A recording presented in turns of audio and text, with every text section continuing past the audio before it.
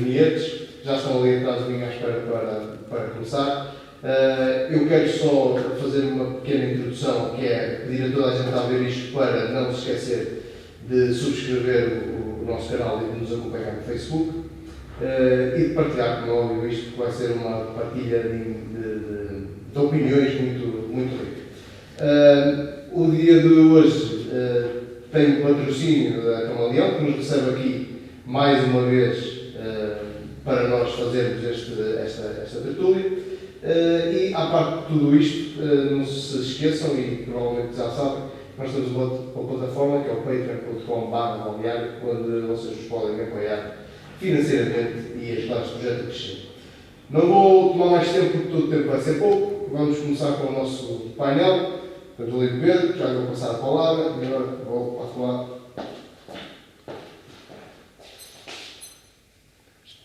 Boa noite a todos. É um prazer, mais uma vez, estar aqui a moderar este debate entre o Zé Carlos, representante do Benfica, o Pedro Silva, representante do Sporting Clube de Portugal, e o Pedro Justo, do Futebol Clube de Porto.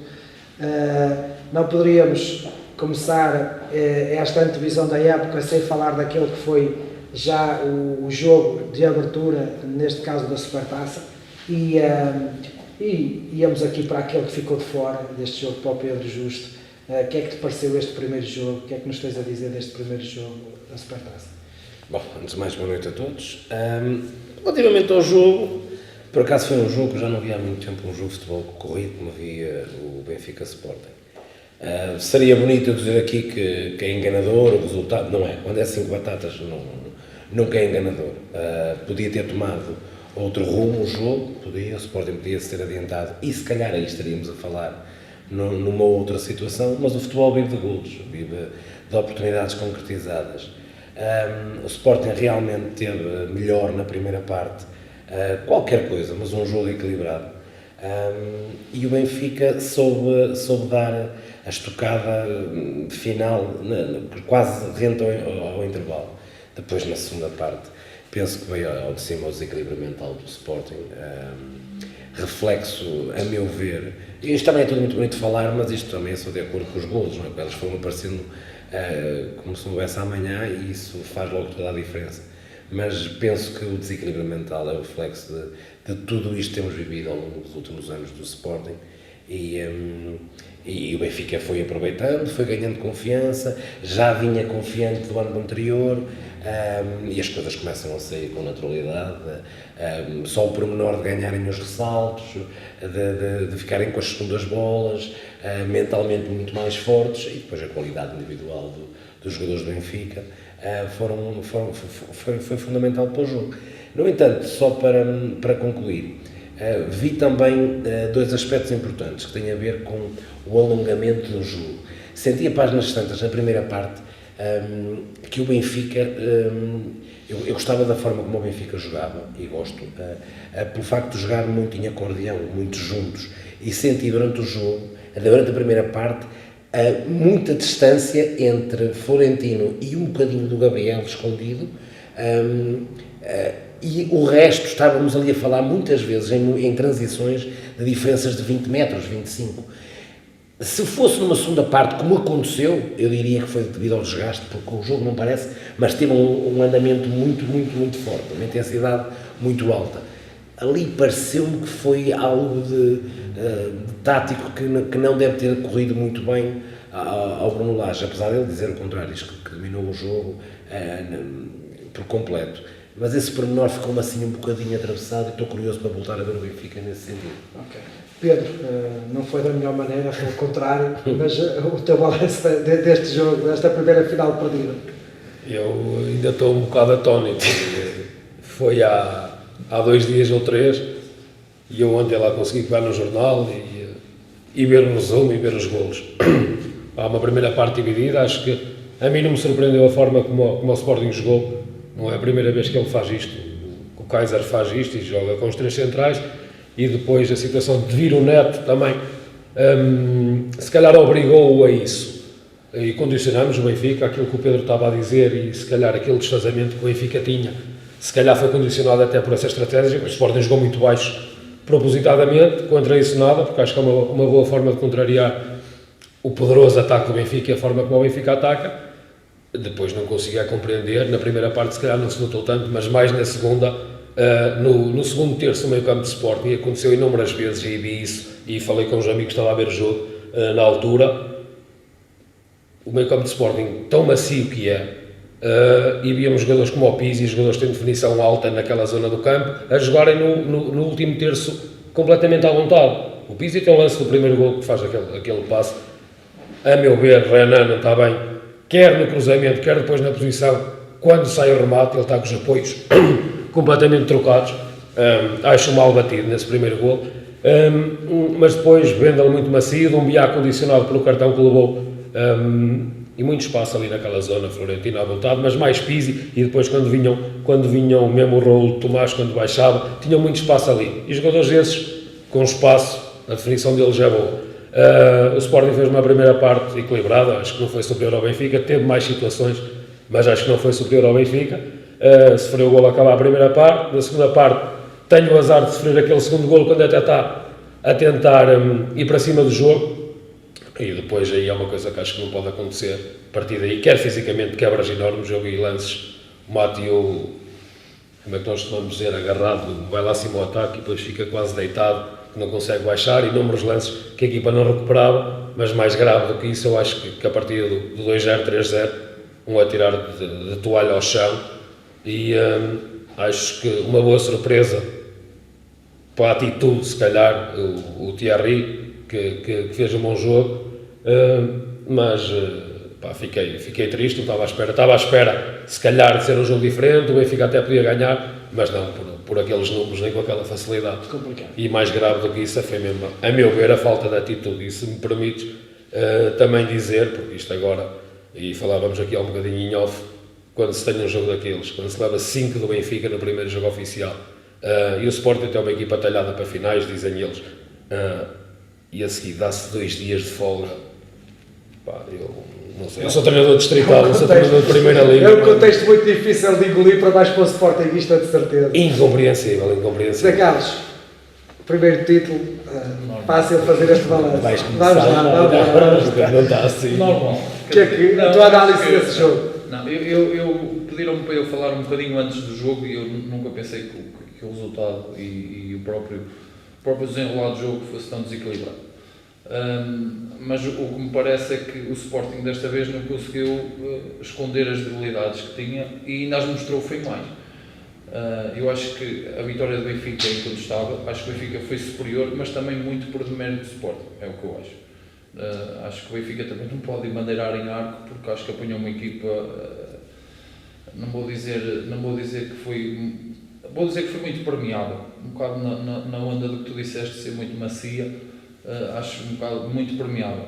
Acho que está refém do Bruno Fernandes fica, não fica, e o treinador fica limitado porque não sabe se há de montar uma estratégia, porque tem que montar se o Bruno Fernandes ficar, uma estratégia completamente diferente se o Bruno Fernandes ficar e outra não ficando, porque é um jogador que faz a diferença. E o treinador está ali naquela dúvida também, fica, não fica. A estratégia pelos outros 3 centrais, eu sou suspeito que eu sou fã dessa tática. Agora é muito fácil dizer para que é que ele inventou, mas depois das coisas correrem mal. No entanto, causa-me alguma estranheza e isso que eu acho que o Sporting continua a cometer erros que são... Não consigo perceber. O Sporting está numa situação financeira, ao que se diz, complicada. O Sporting contratou o avançado por 7 milhões de euros. Está a perder 2-0 e entra o Diabo e o Vieto fica no banco. Quer dizer, então porquê é que se gastou 7 milhões num avançado? São coisas que, por mais que nós que estamos de fora temos de arranjar alguma explicação, eu não consigo encontrar. Acho que o Sporting continua a cometer os mesmos erros constantemente. Quer dizer, não há o Benfica acaba por ganhar porque é neste momento o clube em Portugal mais sólido e mais em todos os aspectos. Pode não ganhar, mas é favorito a ganhar tudo. Mas a nível do jogo, quando vamos ao jogo e todos nós o vimos, qual é a tua opinião sobre o facto de que se aquele lance do do ferro, se a bola entra, o que é que pode mudar, o que é que tu pensas que pode condicionar o teu Benfica nesse momento? Quer dizer, eu acho que nós não podemos estar aqui agarrados e se a bola entra, e se a bola... o que eu acho é que, por exemplo, o Sporting podia estar a ganhar 2-0, o Benfica tem equipa suficiente para poder virar o resultado. Ao contrário, isso já não acontece. Eu, como adepto do Sporting, se fosse adepto do Sporting, não acreditava que o Sporting virasse um resultado de 2-0 contra o Benfica. Minha opinião. Mas acredito que o Benfica vira um jogo de 2-0 contra o Sporting. Até podia não acontecer.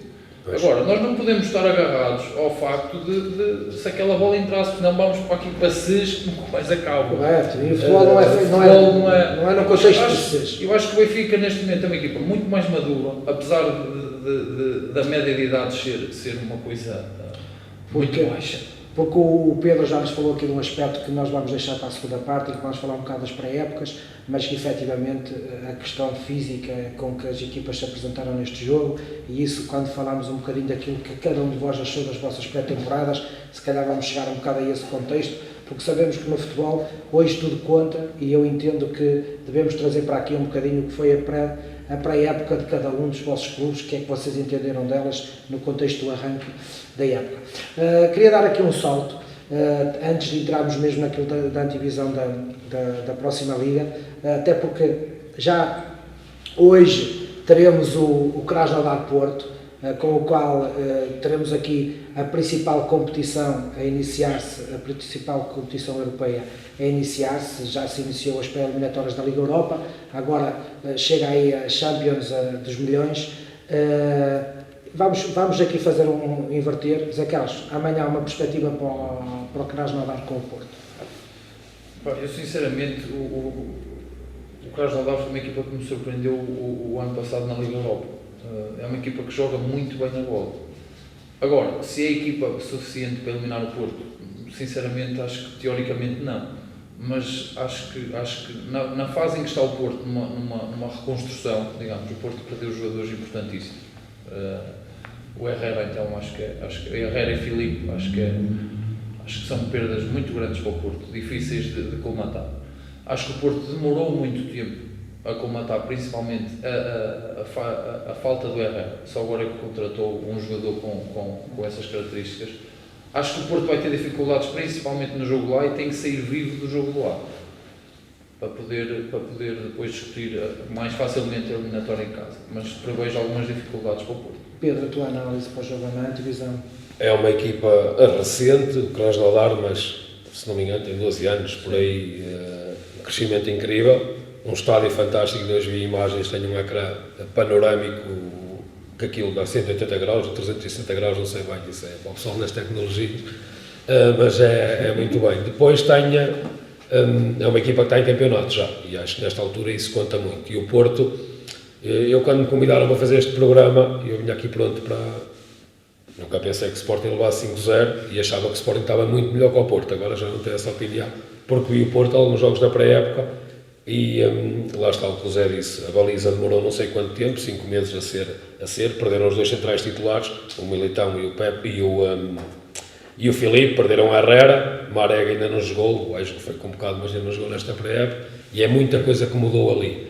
E vi o Porto contra o Mónaco, vi o jogo todo e o Mónaco não é uma equipa que está muito forte agora como estava há 2-3 anos e não gostei do Porto, sinceramente. Tem aqueles miúdos que a aparecer e não sei o quê, mas não é aquele Porto que pelo menos fiquei com essa ideia, aquele Porto mandão. E numa altura destas, o Porto tem um estatuto na Europa incrível, das equipas com mais presenças na Champions, e é difícil ir à Rússia, e é difícil ir à Rússia em pré-época com uma equipa russa já com andamento. Acho que isso pode ser o principal problema do Porto. Pois é, como o Zé disse, um empate com golos ali, sair dali com a possibilidade de ter o resultado aberto para o Dragão, e depois do Dragão o Porto já com outro andamento, penso que poderá ser melhor, mas é sempre um jogo muito perigoso e que pode correr mal, como também pode correr bem, mas se correr mal ali, nesta altura é complicado.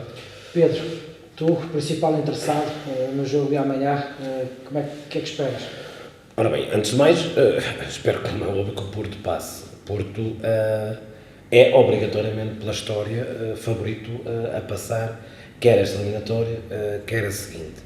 No entanto, e desconhecendo na totalidade o futebol do Krasnodar, aquilo que eu tenho ouvido falar, pelo menos com a malta que tenho visto alguns jogos e tudo mais, acho que é uma equipa muito, apesar de ser russa, é uma equipa latina, um bocado abrasileirada, mas acho que é com qualidade, pois, com qualidade, com toque, com passe, com samba na bola, no pé, vá. E isso preocupa-me porque o Porto está numa fase, o Porto não está bem, está-se a tentar recompor, não tem o plantel fechado, porque acaba de chegar ainda agora o guarda-redes e lá o Mateus também, e penso que, como o Pedro disse muito bem, não vamos na melhor altura à Rússia, porque o Krasnodar acaba de conseguir empatar no Zenit e só se deixasse empatado no último minuto. Isso, quer se queira, quer não, assusta o Porto e motiva os jogadores do Krasnodar, e o Porto entra em campo com a questão de que realmente tem que passar, porque vamos ser honestos, a Liga dos Campeões é uma montra, é sim senhora, mas são 44 milhões de euros que o Porto precisa obrigatoriamente deles, dado o investimento que fez. O Porto tem que realmente conseguir a qualificação para os grupos da Champions.